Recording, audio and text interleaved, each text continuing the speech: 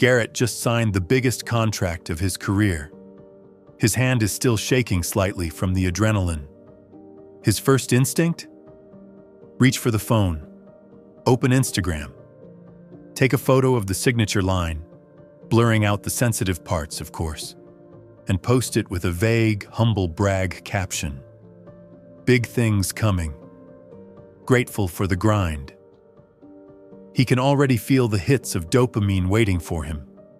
The congrats comments, the fire emojis, the validation from people he went to high school with and hasn't spoken to in 6 years. But then, Garrett stops. He looks at his thumb hovering over the share button and feels a sudden, sharp sense of revulsion. He realizes that by sharing this win, he is actually weakening it. He is inviting the digital crowd into his inner sanctum. He is trading the raw power of his achievement for the cheap, sugary high of external approval. Garrett realizes that every time he posts a win, he loses a piece of the hunger that got him there. He is bleeding out his ambition. In that moment, Garrett does something radical. He deletes the draft. He puts the phone face down. He decides to enter his silent success era. He is going to stop broadcasting his life and start living it. This is the blueprint for moving in silence, and why it is the ultimate competitive advantage in the 21st century.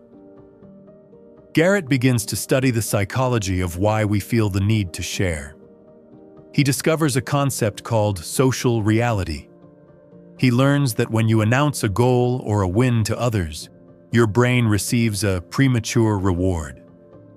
The praise you receive trickles into your subconscious, convincing your brain that you've already reached the finish line, because you've already felt the satisfaction of the win through the validation of others. Your actual motivation to keep pushing drops significantly. He realizes that by posting his grind, he was actually short-circuiting his discipline. In the USA, we are raised in a look-at-me culture.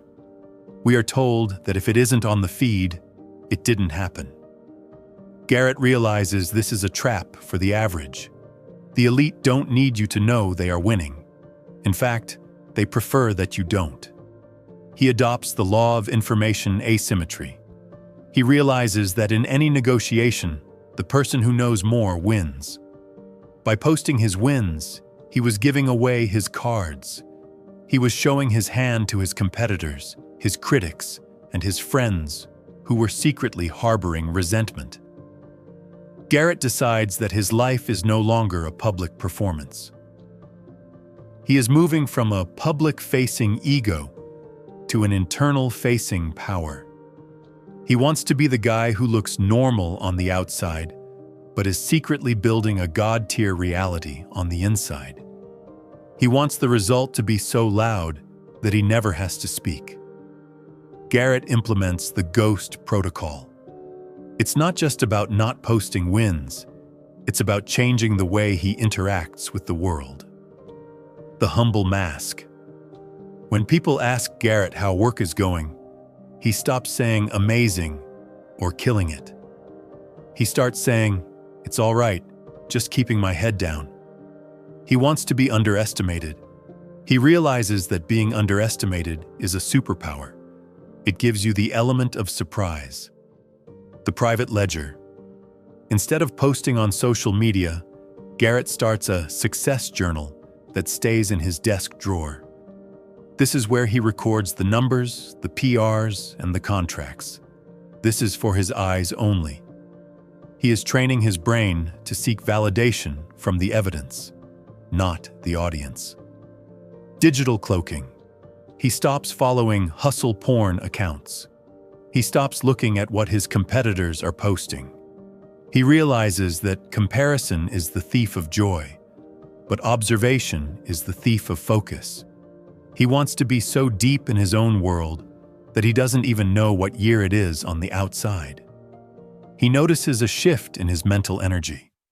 Because he isn't worrying about the angle of his life, he has an extra 20% of cognitive bandwidth.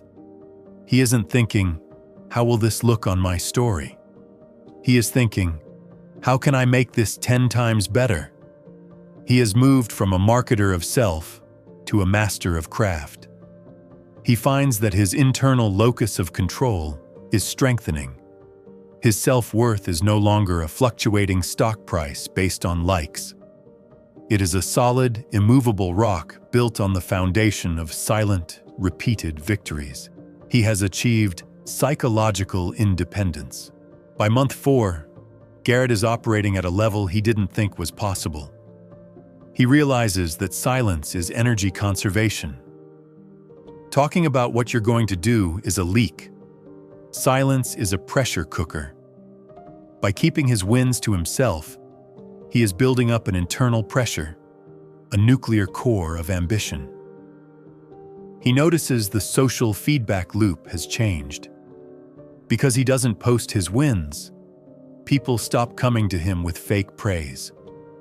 The leeches and the distractors drift away because Garrett is no longer feeding their curiosity. He is left with a small, elite circle of people who actually know him. He adopts the predator mindset. A lion doesn't roar before the hunt. It roars after the kill is finished, and even then, only to mark its territory. Garrett realizes that winners don't need to explain themselves. Image showing the biological impact of cortisol reduction through decreased social anxiety. He starts practicing hidden flexing. He buys the high-quality watch, but he wears it under his sleeve. He hits a new PR in the gym, but he wears a baggy hoodie so no one can see the pump. He is building private confidence. This is the kind of confidence that doesn't break when the internet goes down. It's the confidence of a man who knows he can survive in the woods alone. He realizes that moving in silence is a form of ego death. You have to be okay with people thinking you're doing nothing. You have to be okay with being the boring friend. Garrett realizes that the more boring he looks to the public, the more legendary his private reality becomes. 6 months later, Garrett's business has tripled. He didn't waste time on networking events or personal branding.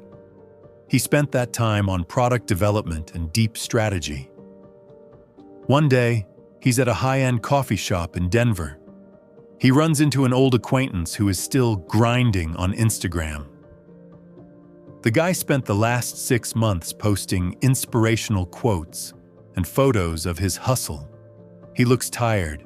He looks desperate. He looks at Garrett and says, "Hey man, haven't seen you on the gram in forever.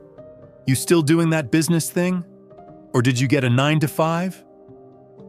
Garrett just smiles.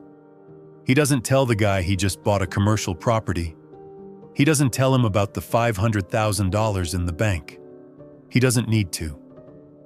"Yeah, I'm still at it," Garrett says. "Just keeping busy." In that moment, Garrett feels a sense of total sovereignty. He has nothing to prove. He has moved past the performance class and into the owner class. He realized that the owner class moves in shadows. They don't want to be famous. They want to be powerful. He realizes that privacy is the ultimate luxury.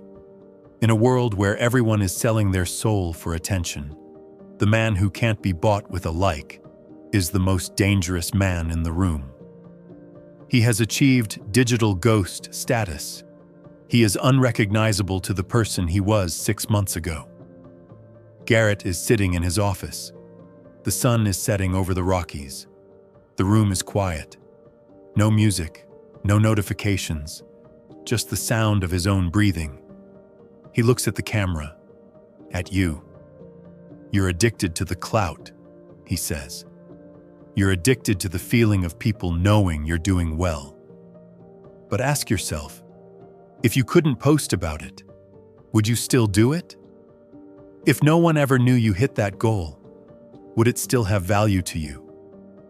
If the answer is no, then you aren't building a life.